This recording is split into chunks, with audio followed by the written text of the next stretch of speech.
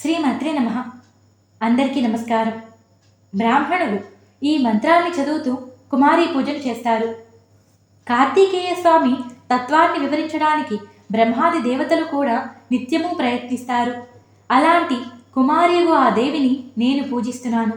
ఆమె సాత్విక, రాజస, తామస అనే 3 గుణాలతో నిండి ఉంటుంది. ఆమె ఎన్నో రూపాలను ధరించి ఈ ప్రపంచమంతా నిండి ఉంటుంది. అలాంటి భగవతి త్రిమూర్తిని నేను ఆరాధిస్తున్నాను. ఎప్పుడు భక్తులకు శుభాలని చేకూర్చడమే ఆ దేవి యొక్క స్వభావము. అలాంటి ఆ భగవతి సకల కోరికలను సిద్ధిస్తుంది. అట్టి దేవి అయిన కళ్యాణిని నేను పూజిస్తున్నాను. ఈ ప్రపంచంలో ఉండే ప్రాణులందరినీ బీజమంత్రాలు ఉపదేశించిన ఆ దేవి రోహిణిని నేను ఉపాసిస్తున్నాను.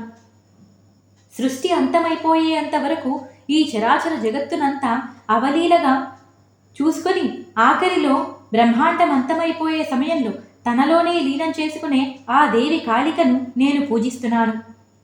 ఎంతో ప్రశాంతవంతమైన వెలుగులను విరజిమ్ముతూ చండముండులను సంహరించిన ఆ దేవి అలాగే తన కృపతో ఎంతోమంది ఘోర పాపాలు చేసిన వారిని కూడా విముక్తి చేసినది.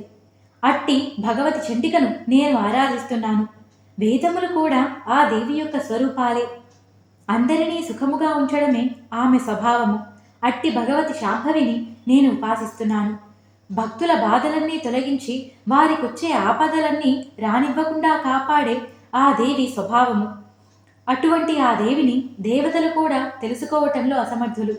అటువంటి భగవతి దుర్గాదేవిని నేను పూజిస్తున్నాను. పూజనీయురాలై భక్తులందరికీ మంచిని చేకూర్చడంలో నిమగ్నమై ఉంటుంది.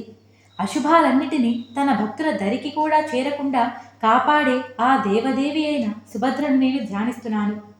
పండితులు ఈ మంత్రాలతో ఆ కన్యలను పూజిస్తారు. తరువాత వారికి పట్టు వస్త్రాలు, నగలు, గంధము, పసుపు, కుంకుమ, అక్షింతలు వీటితో వారిని పూజిస్తారు. అసలు ఎటువంటి అమ్మాయిలను పూజకి తీసుకోవాలి, ఎటువంటి అమ్మాయిలను శాస్త్రం పూజకి నిషేధించింది, వాటి గురించి చెబుతాను, విను. అంగవైకల్యము ఉన్న అమ్మాయిని, అశుభ్రంగా ఉండే అమ్మాయిని, పుట్టుకతోనే కళ్ళు లేకుండా పుట్టిన అమ్మాయిని, చూపు సరిగ్గా లేని అమ్మాయిని, చెవిటి అమ్మాయిని, ఎక్కువ రోగాలతో బాధపడే అమ్మాయిని, పెద్ద మనిషి అయిన అమ్మాయిని ఈ పూజకి తీసుకోకూడదు. అలాగే సంవత్సరం లోపల వయసు ఉన్న అమ్మాయిని కూడా ఈ పూజకి తీసుకోకూడదు. ఏ రోగాలు లేని అమ్మాయిని, మంచి బుద్ధి కలిగిన అమ్మాయిని, భగవతి మీద భక్తి కలిగిన అమ్మాయిని మాత్రమే ఈ పూజకి తీసుకోవాలి. ఎవరైనా వారు చేసే పనులన్నిటిలో విజయం సాధించాలి అనుకుంటే బ్రాహ్మణ కన్యలను పూజకి తీసుకోవాలి. అలా కాక ఏదైనా ఒక క్లిష్ట పరిస్థితి వచ్చి దానిలో విజయం పొందాలి అనుకున్న వారు క్షత్రియ కన్యను ఈ పూజలో తీసుకోవాలి. అట్లా కాక ఏదైనా ఒక వ్యాపారం చేస్తూ ఆ వ్యాపారంలో లాభాలు రావాలి అనుకునేవారు వైశ్య కన్యని లేకపోతే శూద్రకన్యని పూజించాలనని శాస్త్రంలో ఉన్నది. బ్రాహ్మణులు, క్షత్రియులు ఈ పూజ చేస్తున్నట్టయితే వారు బ్రాహ్మణ కన్యనే పూజకి తీసుకోవాలి. వైశ్యులు ఈ పూజ చేస్తున్నట్టయితే బ్రాహ్మణ, క్షత్రియ, వైశ్య ఈ 3 రకాల అమ్మాయిలను ఈ పూజకి తీసుకోవచ్చు. శూద్రులు ఈ పూజ చేస్తున్నట్టయితే వారు బ్రాహ్మణ, క్షత్రియ, వైశ్య, శూద్ర ఈ 4 రకాల అమ్మాయిలను కూడా పూజలోకి తీసుకోవచ్చు. శిల్పకారులైతే వారు వారి యోగ్యతను బట్టి వారి వంశంలో ఉండే కన్యలనే పూజిస్తారు.